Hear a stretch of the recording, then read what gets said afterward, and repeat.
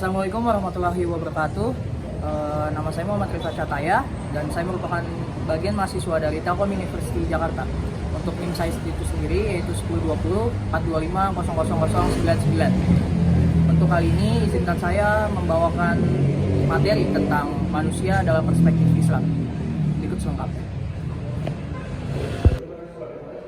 Man arafa nafsahu faqad arafa rabbahu.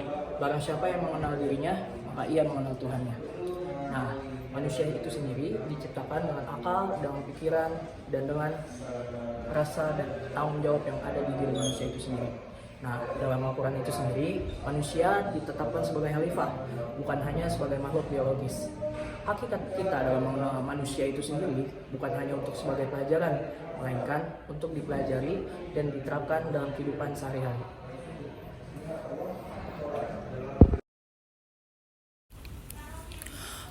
أعوذ بالله من الشيطان الرجيم بسم الله الرحمن الرحيم ولقد خلقنا الإنسان من سلالة من طين صدق الله العظيم.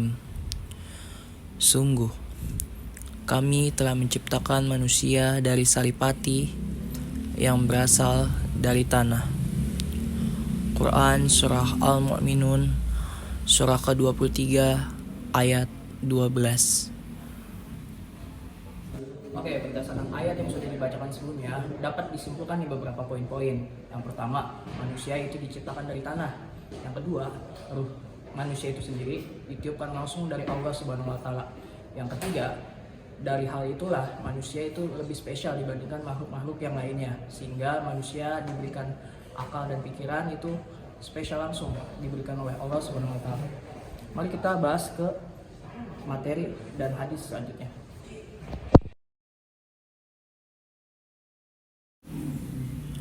A'udzu billahi minasyaitonir rajim. Bismillahirrahmanirrahim. Walaqad karramna bani Adam wa hamalnahum fil bahri wal bahri wa razzaqnahum minat tayyibati wa fadlanahum ala kasirim mimman khalaqna tafdila. Sadaqallahul azim. Sungguh kami telah memuliakan anak cucu Adam, dan kami angkut mereka di darat dan di laut. Kami anugerahkan pula kepada mereka rezeki dari yang baik-baik, dan kami lebihkan mereka di atas banyak makhluk yang kami ciptakan dengan kelebihan yang sempurna. Quran Surat Al-Isra Surah ke-17 ayat 70. Dari ayat yang sudah dibacakan barusan, dapat disimpulkan nih poin-poin yang berikutnya. Yang pertama, manusia itu diberikan kebebasan untuk memilih apa yang manusia itu akan jalani. Yang kedua, kebebasan itu tentunya berasal dari akal pikiran kita, karena manusia itu sendiri diberikan akal untuk berpikir. Yang ketiga, karena itulah manusia itu dijadikan khalifah di muka bumi ini oleh Allah Subhanahu wa Ta'ala. Hal ini didukung oleh hadis dari Nabi Muhammad SAW, yaitu Allah itu tidak melihat kalian dari harta dan rupa, melainkan dari perbuatan amal kalian itu sendiri. Kita lanjut ke materi berikutnya.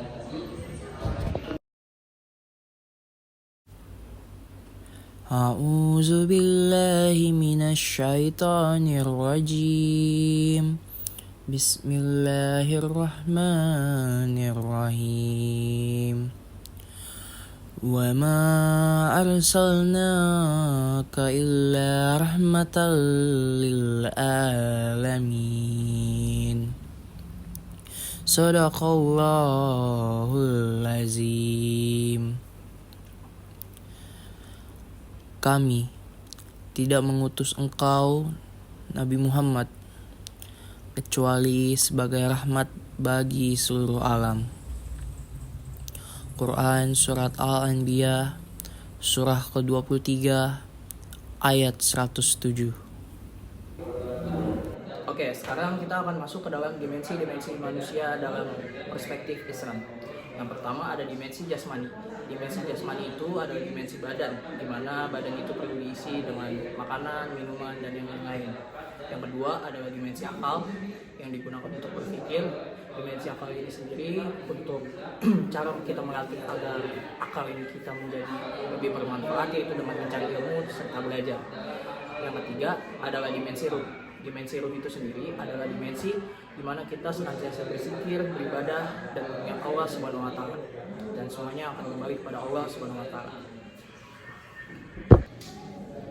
Bagaimana solusinya? Yaitu yang pertama, kita bisa selalu mengingat Allah Subhanahu wa Ta'ala sebagai pencipta dan pengatur alam semesta ini. Yang kedua, kita dapat belajar dengan giat dan baik serta menjauhi hal-hal negatif yang ada di luar sana. Yang ketiga, kita dapat menyaring informasi mana yang baik untuk kita dan mana yang buruk untuk kita, sehingga kita sebagai manusia dapat terkontrol dari hal-hal negatif yang ada di luar sana, sehingga kita menjadi manusia yang beriman dan bertakwa hanya kepada Allah Subhanahu wa Ta'ala. Kesimpulan yang dapat diambil dari materi manusia dalam perspektif Islam, yaitu Allah Subhanahu wa Ta'ala menciptakan manusia di bumi ini yang berakal, yang bertanggung jawab, dan yang mempunyai pikiran, itu agar manusia dapat mengelola bumi ini dengan baik.